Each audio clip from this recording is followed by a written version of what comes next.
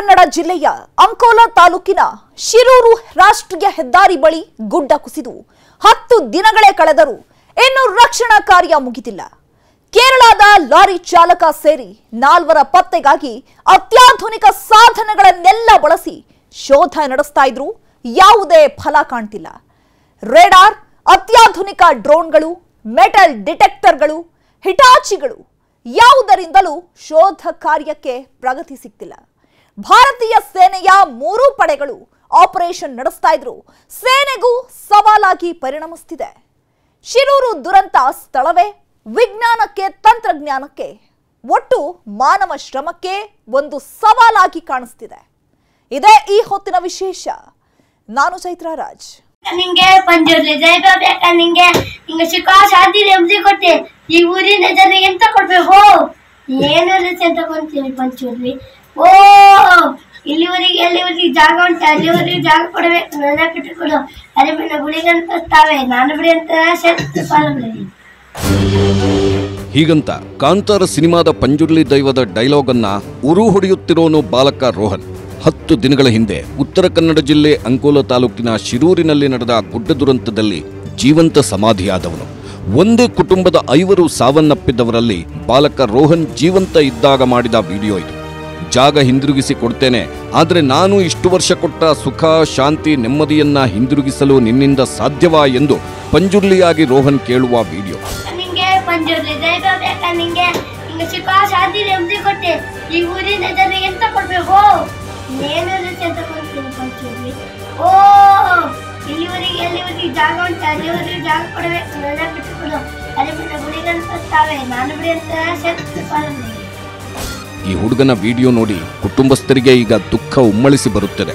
ಈಗ ಜಾಗವೂ ಇಲ್ಲ, ಮನೆಯೂ ಇಲ್ಲ, ಕುಟುಂಬವೂ ಇಲ್ಲದಂತಾಗಿದೆ. ಇದು ಅದೇ ರೋಹನ್ ಮತ್ತು ಆತನ ತಂಗಿಯ ಮತ್ತೊಂದು ವಿಡಿಯೋ. ಗುಡ್ಡ ಕುಸಿಯೋದಕ್ಕೂ ಕೆಲ ದಿನಗಳ ಹಿಂದೆ ಮನೆಯಲ್ಲಿ ಡ್ಯಾನ್ಸ್ ಮಾಡ್ತಿರೋ ಈ ವಿಡಿಯೋ ಈಗ ಸೋಷಿಯಲ್ ಮೀಡಿಯಾದಲ್ಲಿ ವೈರಲ್ ಆಗ್ತಿದೆ. ಅವಂತಿಕಾ ಮತ್ತು ರೋಹನ್ ಈ ವಿಡಿಯೋದಲ್ಲಿ ಡ್ಯಾನ್ಸ್ ಮಾಡ್ತಿರೋರು.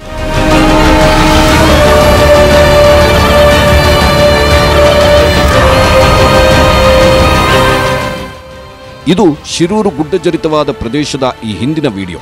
ಹೆದ್ದಾರಿ ಬದಿಯಲ್ಲಿರೋ ಮನೆ, ಅಂಗಡಿಯ ಎದುರು ಮಕ್ಕಳು ಆಟವಾಡ್ತಿರೋ ಈ ವಿಡಿಯೋದಲ್ಲಿ ದುರಂತ ಸಂಭವಿಸುವುದಕ್ಕೂ ಮುನ್ನ ಆ ಪ್ರದೇಶ ಹೇಗಿತ್ತು ಅನ್ನೋ ಚಿತ್ರಣ ಸಿಗುತ್ತೆ. ಕಳೆದ ಸೋಮವಾರ ಸಂಭವಿಸಿದ ಮಹಾ ದುರಂತದಲ್ಲಿ ಮನೆ, ಅಂಗಡಿ, ಲಾರಿ, ಟ್ಯಾಂಕರ್ಗಳೆಲ್ಲ ಕೊಚ್ಚಿ ಹೋಗಿತ್ತು. ಈ ಮಕ್ಕಳು ಸೇರಿದಂತೆ ಒಂದೇ ಕುಟುಂಬದ 5 ಗಂಗಾವಳಿಯ ಒಡಲು ಸೇರಿದ್ರು.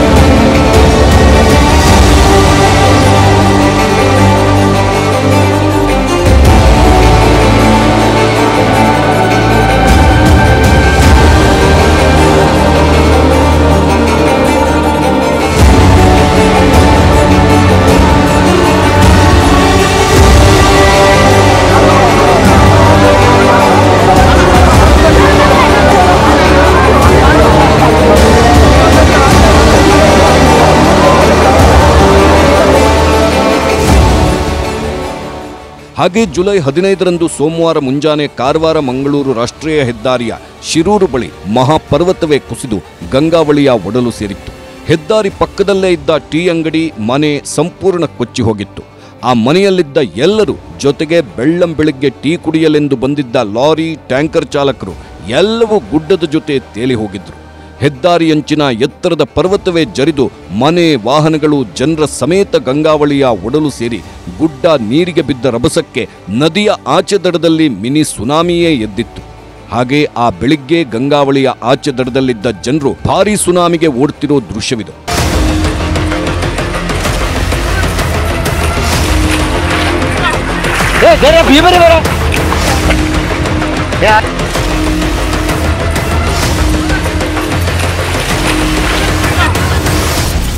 ಆಪರೇಷನ್ ಶಿರೂರು ಗುಡ್ಡ ತಂತ್ರಜ್ಞಾನಕ್ಕೆ ಸವಾಲಾದ ಕಾರ್ಯಾಚರಣೆ. ಶಿರೂರಿನಲ್ಲಿ ನಡೆದ ಗುಡ್ಡ ಕುಸಿತ ಪ್ರಕರಣ ದಿನದಿಂದ ದಿನಕ್ಕೆ ಹಲವು ತಿರುವುಗಳನ್ನು ಪಡೆಯುತ್ತಾ ಸಾಗುತ್ತಿದೆ.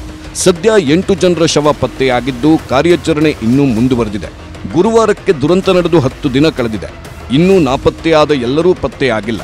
ಲಾರಿ ಚಾಲಕ ಅರ್ಜುನ್ ಪತ್ತೆಗೆ ಇಡೀ ಕೇರಳ ಸರ್ಕಾರವೇ ಟೊಂಕ ಕಟ್ಟಿ ಕಾರ್ಯಾಚರಣೆಯ ಎಲ್ಲ ಮಾಹಿತಿ ಪಡೆಯುತ್ತಿದೆ. ಕೇರಳದ ಮಾಧ್ಯಮಗಳಲ್ಲಂತೂ ಶಿರೂರು ಗುಡ್ಡ ಆಪರೇಷನ್ ಭಾರೀ ಸುದ್ದಿಯಾಗ್ತಿದೆ. ಗುಡ್ಡ ತೆರವು ಕಾರ್ಯಾಚರಣೆ, ನಾಪತ್ತೆಯಾದವರ ಹುಡುಕಾಟವಂತೂ ಜಿಲ್ಲಾಡಳಿತಕ್ಕೆ ಭಾರೀ ತಲೆನೋವಾಗಿ ಪರಿಣಮಿಸಿದೆ. ಈ ಕೇಸ್ ಹೈಕೋರ್ಟ್, ಸುಪ್ರೀಂ ಕೋರ್ಟ್ ಅಂಗಳಕ್ಕೂ ಹೋಯಿತು. ಲೋಕಸಭೆ, ರಾಜ್ಯಸಭೆಯಲ್ಲೂ ಪ್ರತಿಧ್ವನಿಸಿದೆ. 10 ದಿನಗಳೇ ಕಳೆದರೂ ಇನ್ನೂ ಅವಶೇಷ ತೆರವು ಪೂರ್ಣಗೊಂಡಿಲ್ಲ. ಹೆದ್ದಾರಿ ಸಂಚಾರಕ್ಕೆ ಮುಕ್ತವಾಗಿಲ್ಲ. ಎಲ್ಲಕ್ಕಿಂತ ಮುಖ್ಯವಾಗಿ ಈ ದುರಂತದಲ್ಲಿ ಎಷ್ಟು ಮಂದಿ ಸಾವಿಗೀಡಾಗಿದ್ದಾರೆ, ನಾಪತ್ತೆಯಾಗಿದ್ದಾರೆ, ಯಾವೆಲ್ಲ ವಾಹನಗಳು ಜಲಸಮಾಧಿಯಾಗಿವೆ ಎಂಬ ಬಗ್ಗೆ ಇನ್ನೂ ಅಂತಿಮ ಲೆಕ್ಕ ಮಾಡಲಾಗಿಲ್ಲ.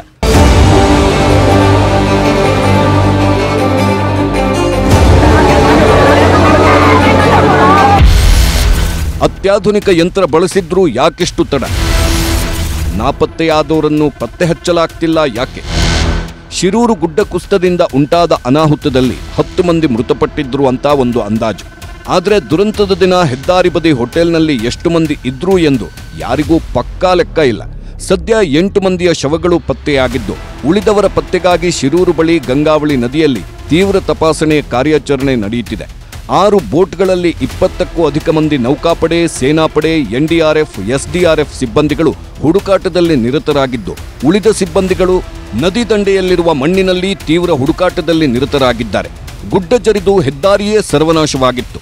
ಹೆದ್ದಾರಿಯ ಅಂಚಿನಲ್ಲಿ ನದಿಯ ದಡದಲ್ಲೂ ಬಿದ್ದ ಗುಡ್ಡದ ಮಣ್ಣು ಮತ್ತು ಗಂಗಾವಳಿ ನದಿಗೂ ಬಂಡೆಗಲ್ಲುಗಳು ಮತ್ತು ಮಣ್ಣಿನ ರಾಶಿ ರಾಶಿ ಜರಿದು ಬಂದು ಬಿದ್ದು ನದಿ ಮಧ್ಯದಲ್ಲೂ ಕೃತಕ ದ್ವೀಪ ನಿರ್ಮಾಣವಾಗಿತ್ತು. ಆ ಮಣ್ಣಿನಡಿಯೂ ಸಿಲುಕಿರಬಹುದಾದ ವಾಹನ ಇಲ್ಲವೇ ನಾಗರಿಕರ ಪತ್ತೆ ಕಾರ್ಯ ಸವಾಲಿನ ಕಾರ್ಯವಾಗಿದೆ. ಗಂಗಾವಳಿಯಿಂದ ಎದ್ದ ನೀರಿನ ರಭಸಕ್ಕೆ ನದಿಯ ಆಚೆ ಬದಿಯ ಉಳುವರೆ ಎಂಬ ಗ್ರಾಮದಲ್ಲೂ ಭಾರೀ ಹಾನಿಯನ್ನೇ ಉಂಟುಮಾಡಿತ್ತು. ಇನ್ನೊಂದೆಡೆ ಸುರಿಯುತ್ತಿರುವ ಮಳೆ, ಪದೇ ಪದೇ ಗುಡ್ಡ ಕುಸಿತ, ನದಿಯಲ್ಲಿ ಭಾರೀ ಪ್ರಮಾಣದ ನೀರು. ಹಾಗಾಗಿ ಸುಮಾರು 500 ಮೀಟರ್ ಸುತ್ತಳತೆಯಲ್ಲಿ ಅವಶೇಷಗಳ ಪತ್ತೆ, ತೆರವು ಕಾರ್ಯಾಚರಣೆ ನಡೆಸಬೇಕಾದ ಸವಾಲು ರಕ್ಷಣಾ ತಂಡಕ್ಕಿದೆ.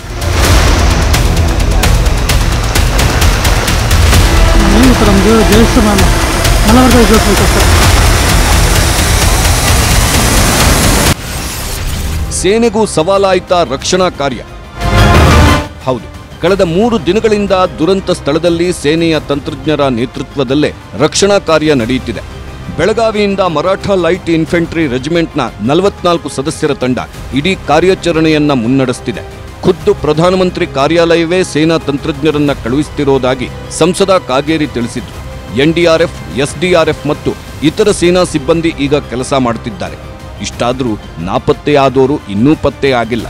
ಆದರೆ ಸೇನೆ ಬಂದ ಬಳಿಕ ರಕ್ಷಣಾ ಕಾರ್ಯಾಚರಣೆಗೆ ವೇಗ ಸಿಕ್ಕಿತ್ತು. ರಾಷ್ಟ್ರೀಯ ಹೆದ್ದಾರಿಯಲ್ಲಿ ಬಿದ್ದ ಗುಡ್ಡದ ಅವಶೇಷಗಳಡಿ ಯಾರೂ ಸಿಲುಕೊಂಡಿಲ್ಲ ಅನ್ನೋದನ್ನು ಅತ್ಯಾಧುನಿಕ ತಂತ್ರಜ್ಞಾನಗಳ ಮೂಲಕ ಕಂಡುಕೊಳ್ಳಲಾಯಿತು. ಆ ಬಳಿಕ ನದಿಯ ಮಧ್ಯದಲ್ಲಿ ಸೃಷ್ಟಿಯಾದ ಕೃತಕ ದ್ವೀಪ ಮತ್ತು ಗುಡ್ಡ ಜರಿದು ನದಿ ದಡಕ್ಕೆ ಬಿದ್ದ ಮಣ್ಣಿನ ರಾಶಿಯಡಿಯಲ್ಲಿ ಹುಡುಕೋದಕ್ಕೆ ಆರಂಭಿಸಲಾಯಿತು. ಆಗಲೇ ರಕ್ಷಣಾ ತಂಡಕ್ಕೆ ಮಹತ್ವದ ಸುಳಿವು ಸಿಕ್ಕಿರೋದು.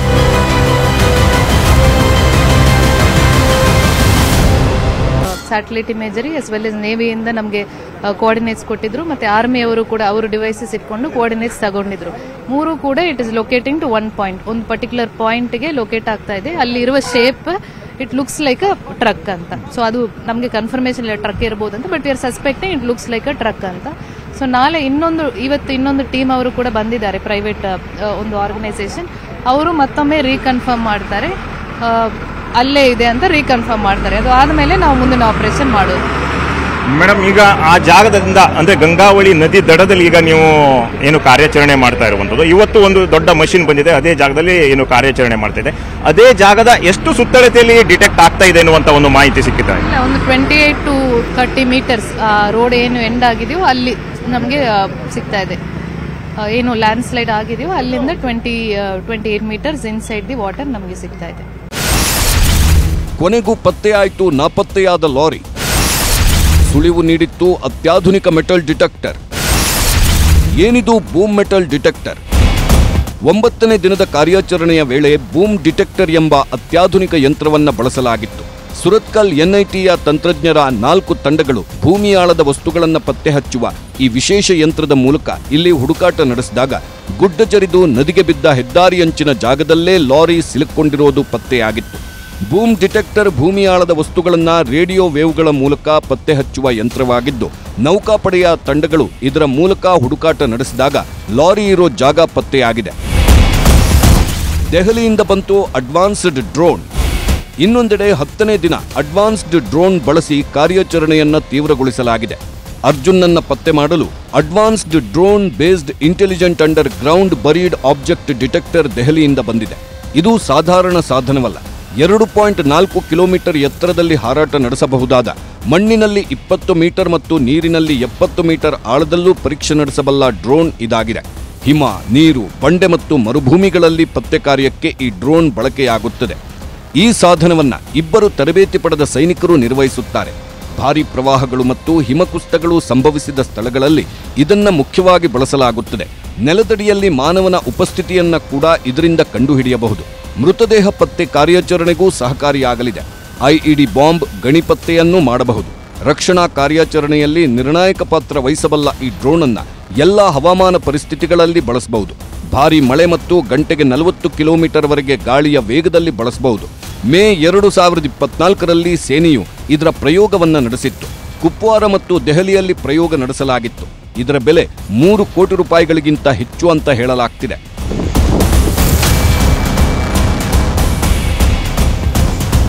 ಈ ಡಿಟೆಕ್ಟರ್ ಸಾಧನ ಸಂಗ್ರಹಿಸಿದ ದತ್ತಾಂಶಗಳ ಪ್ರಕಾರ ಗುಡ್ಡ ಕುಸಿತವಾದ ರಾಷ್ಟ್ರೀಯ ಹೆದ್ದಾರಿ ದಡದಿಂದ ಸುಮಾರು 30 ಅಡಿ ದೂರದಲ್ಲಿ, ಅಂದಾಜು 20 ಅಡಿ ಆಳದಲ್ಲಿ ಮಣ್ಣಿನಡಿ ಲಾರಿ ಸಿಲುಕೊಂಡಿದೆ.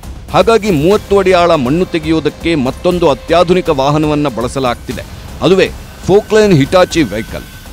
ಮಣ್ಣಿನ ಅಡಿಯಲ್ಲಿ ಸಿಲುಕಿಕೊಂಡಿರುವಂಥ ಲಾರಿ ಮತ್ತು ಲಾರಿಯ ಚಾಲಕನ ಸುಳಿವು ಇದುವರೆಗೂ ಪತ್ತೆಯಾಗಿಲ್ಲ.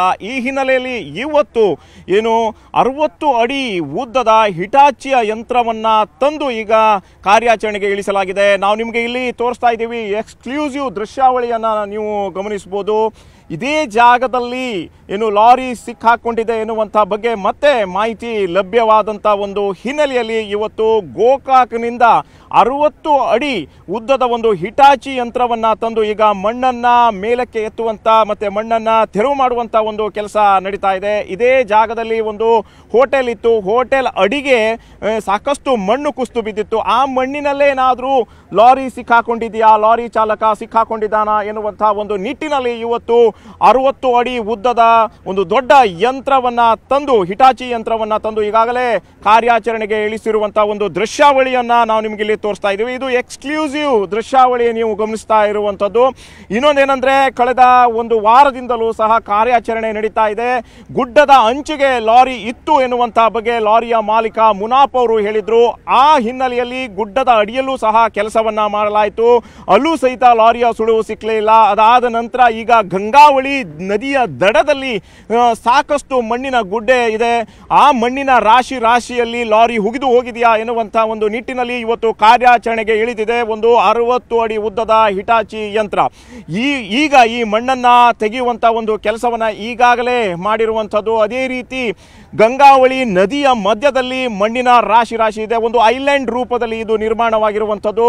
ಇಲ್ಲೇನಾದರೂ ಲಾರಿ ಸಿಕ್ಕಾಕೊಂಡಿದೆ ಎನ್ನುವಂಥ ಬಗ್ಗೆಯೂ ಸಹ ತಂತ್ರಜ್ಞರು ಸಾಕಷ್ಟು ಕಾರ್ಯಾಚರಣೆಯನ್ನ ಮಾಡಿದ್ದಾರೆ. ಮಿಲಿಟರಿ ಪಡೆ ಆಗಿರಬಹುದು, ಅದೇ ರೀತಿ ಮೆಟಲ್ ಡಿಟೆಕ್ಟರ್ ಯಂತ್ರವನ್ನ ಸಹಿತ ತಂದು ಈಗ ಕಾರ್ಯಾಚರಣೆಯನ್ನ ಮಾಡಿದ್ರು. ಆದರೂ ಸಹಿತ ಸುಳಿವು ಸಿಕ್ಕಿರಲಿಲ್ಲ. ಈಗ ಈ ಹಿಟಾಚಿ ಕೆಲಸ ಮಾಡ್ತಾ ಇದೆ. ಅದಾದ ನಂತರ ಅಲ್ಲಿ ನದಿಯ ದಡದಲ್ಲಿ ಸಿಗ್ನಲ್ ತೋರಿಸ್ತಾ ಇರೋದ್ರಿಂದ ನದಿಯ ದಡದಲ್ಲೇ ಈಗ ಕಾರ್ಯಾಚರಣೆಗೆ ಇಳಿದಿರತಕ್ಕಂಥದ್ದು. ಅದಾದ ಬಳಿಕ ಅಲ್ಲೇನಾದರೂ ಲಾರಿ ಸಿಕ್ಕಿಲ್ಲ ಅಂದಾಗ ನದಿಯ ಮಧ್ಯದಲ್ಲಿ ಮಣ್ಣನ್ನು ತೆರವು ಮಾಡುವಂಥ ಒಂದು ಕೆಲಸ ನಡೆಯಲಿದೆ. ಇನ್ನೊಂದು 2 ದಿನದಲ್ಲಿ ಈ ಕೆಲಸ ನಿರಂತರವಾಗಿ ಸಾಗಲಿದೆ. ಒಂದು CC ಕ್ಯಾಮೆರಾದಲ್ಲಿ ಪತ್ತೆಯಾಗಿರುವಂಥ ಒಂದು ವಿಡಿಯೋ ಏನಪ್ಪಾ ಅಂದರೆ, ಅಂಕೋಲಾದಿಂದ ಲಾರಿ ಹಾದು ಹೋಗಿ ಶಿರೂರಿನಲ್ಲೇ ಇದೆ ಎನ್ನುವಂಥ ಬಗ್ಗೆ ಈಗಲೂ ಸಹಿತ ಖಾತ್ರಿ ಇದೆ. ಆದರೆ ಈಗ ಸುಳಿವಿಲ್ಲದ ಹಿನ್ನೆಲೆಯಲ್ಲಿ ಇನ್ನೊಂದು ಯಂತ್ರವನ್ನ ತಂದು ಕಾರ್ಯಾಚರಣೆಗೆ ಇಳಿಸಿರುವಂಥದ್ದು. ಕ್ಯಾಮ್ರಾ ಪರ್ಸನ್ ರೈಡು ಜೊತೆ ದರ್ಶನ್ ನಾಯ್ಕ್, ನ್ಯೂಸ್ 18 ಕಾರವಾರ. ನದಿಯಲ್ಲಿ ಬಿದ್ದಿರುವ ಮಣ್ಣಿನಡಿ ಅವಶೇಷ ಹುಡುಕಲು ಬುಧವಾರ ಫೋಕ್ಲೈನ್ ಎಂಬ JCB ಮಾದರಿಯ ದೊಡ್ಡ ಯಂತ್ರ ತರಿಸಲಾಗಿದೆ. ಅದು ಸಂಜೆ ವೇಳೆ ಕಾರ್ಯಾಚರಣೆ ಆರಂಭಿಸಿದೆ. ನದಿಯಲ್ಲಿನ ಮಣ್ಣು ತೆಗೆಯುವಾಗ ಯಂತ್ರದ ಬಕೆಟ್ಗೆ ಲೋಹದ ವಸ್ತುವೊಂದು ತಾಗಿದಂತಾಗಿದೆ. ಈ ಫೋಕ್ಲೈನ್ ವೆಹಿಕಲ್ ನದಿಯ ಆಳದಲ್ಲಿರುವ ಮಣ್ಣನ್ನು ತೆರವು ಮಾಡುವ ಯಾಂತ್ರಿಕ ವಾಹನವಾಗಿದೆ. ಶಾಸಕ ಸತೀಶ್ ಸೈಲ್ ಅವರೇ ಫೋಕ್ಲೈನ್ ವ್ಯವಸ್ಥೆ ಮಾಡಿದ್ದಾರೆ. 60 ಅಡಿ ಉದ್ದವಿರುವ ಡೀಪ್ ಫೋಕ್ಲೈನ್ ಅನ್ನ ಗೋಕಾಕ್ನಿಂದ ತರಿಸಲಾಗಿದೆ. ಗುರುವಾರ ಇದೇ ಯಂತ್ರದಲ್ಲಿ ಡಿಟೆಕ್ಟರ್ ಸಾಧನ ತೋರಿಸಿದ ಜಾಗದಲ್ಲೇ ಮಣ್ಣು ತೆರೆಯುವ ಕಾರ್ಯ ನಡೆಸುತ್ತಿದೆ.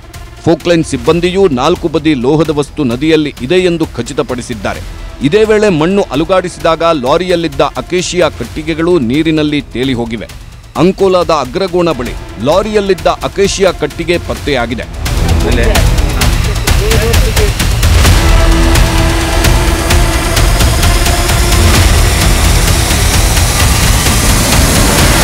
ಕೇರಳದ ಲಾರಿ ಚಾಲಕ ಅರ್ಜುನ್ಗಾಗಿ ಇಡೀ ಕೇರಳ ಸರ್ಕಾರ, ಮಾಧ್ಯಮಗಳು ವಾರದಿಂದ ಶಿರೂರಲ್ಲೇ ಬೀಡು ಬಿಟ್ಟಿವೆ.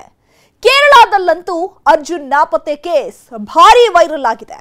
ಇದರ ನಡುವೆ ತಮಿಳುನಾಡಿನ ಮತ್ತೊಬ್ಬ ಲಾರಿ ಚಾಲಕನು ಇದೇ ಟೀ ಅಂಗಡಿಯ ಪಕ್ಕದಲ್ಲೇ ಮಿಸ್ ಆಗಿರೋದು ದೂರು ದಾಖಲಾಗಿದೆ. ದಿನೇ ದಿನೇ ಒಬ್ಬೊಬ್ಬರಾಗಿ ನಾಪತ್ತೆಯಾದವರ ಬಗ್ಗೆ ದೂರು ದಾಖಲಿಸ್ತಾ ಇರೋದು ಈ ದುರಂತದ ತೀವ್ರತೆಯನ್ನ ಮತ್ತಷ್ಟು ಹೆಚ್ಚಿಸ್ತಾ ಇದೆ.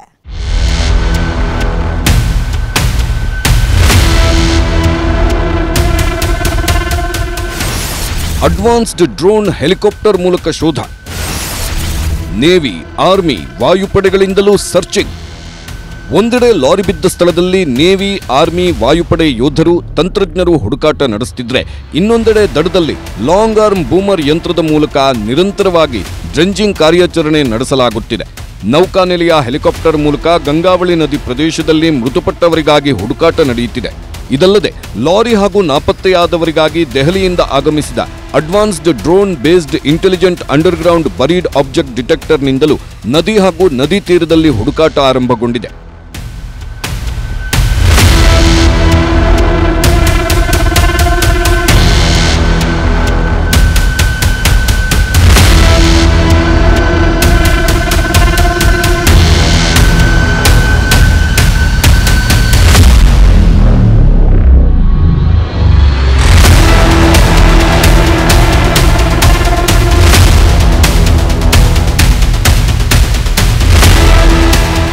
ಲಾರಿ ಇರೋ ಏರಿಯಾ ಪತ್ತೆಯಾಗಿದ್ದು ಅದನ್ನೇ ಕೇಂದ್ರೀಕರಿಸಿ ಅತ್ಯಾಧುನಿಕ ಬೂಮ್ ಹಿಟಾಚಿ ಯಂತ್ರದಿಂದ ಮಣ್ಣು ತೆಗೆಯುವ ಕಾರ್ಯ ನಡೆಯುತ್ತಿದೆ.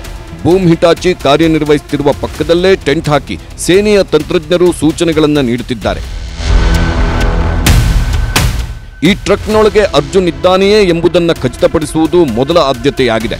ಬೆಂಜ್ ಲಾರಿ ಹೇಗೆ ಬಿದ್ದಿದೆ, ಕ್ಯಾಬಿನ್ ಎಲ್ಲಿದೆ, ಗ್ಲಾಸ್ ಒಡೆದು ಒಳಗಿರೋ ಚಾಲಕ ಅರ್ಜುನ್ನನ್ನ ಹೊರತೆಗೆಯಲಾಗುತ್ತದ ಎಂದು ಅವರೆಲ್ಲ ಪರಿಶೀಲಿಸುತ್ತಿದ್ದಾರೆ. ಟ್ರಕ್ ದಡದಿಂದ 20 ಮೀಟರ್ ದೂರದಲ್ಲಿ ನದಿಯಲ್ಲಿ 15 ಮೀಟರ್ ಆಳದಲ್ಲಿದೆ ಎನ್ನಲಾಗಿದೆ. ಕಾರ್ಯಾಚರಣೆಯ ಭಾಗವಾಗಿ ಮೊದಲ ಹಂತವೆಂದರೆ ಮಣ್ಣನ್ನು ತೆಗೆದುಹಾಕುವುದು. ಬೃಹತ್ ಫೋಕ್ಲೈನ್ ಯಂತ್ರ ಮಣ್ಣು ತೆರವು ಮಾಡುತ್ತಿದೆ. ನೌಕಾಪಡೆಯ ಡೈವರ್ಗಳನ್ನು ಸ್ಥಳದಲ್ಲಿ ನಿಯೋಜಿಸಲಾಗಿದೆ. ಕೆಸರುಮಯ ನದಿಪಾತ್ರದಲ್ಲಿ ಕಾರ್ಯಾಚರಣೆಯೇ ಸೇನಾಪಡೆಗೆ ಸವಾಲಾಗಿದೆ.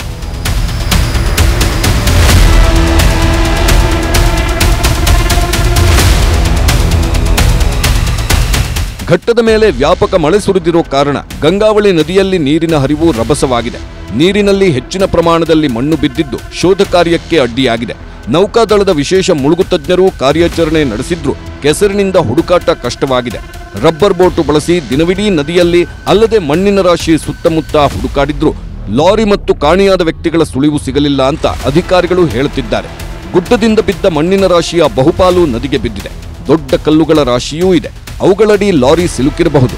ಇದಕ್ಕಾಗಿ 30 ಅಡಿ ಆಳ ಶೋಧಿಸುವ ರೇಡಾರ್ ಅಗತ್ಯವಿದೆ ಎಂದು ಸೇನೆ ತಿಳಿಸಿದೆ.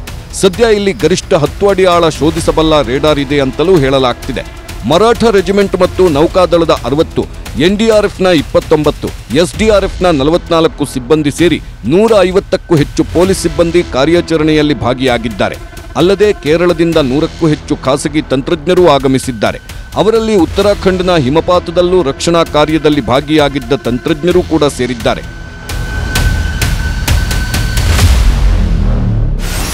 ಮತ್ತೊಂದು ಲಾರಿಯೂ ಅವಶೇಷಗಳಡಿ ಇದೆಯಾ?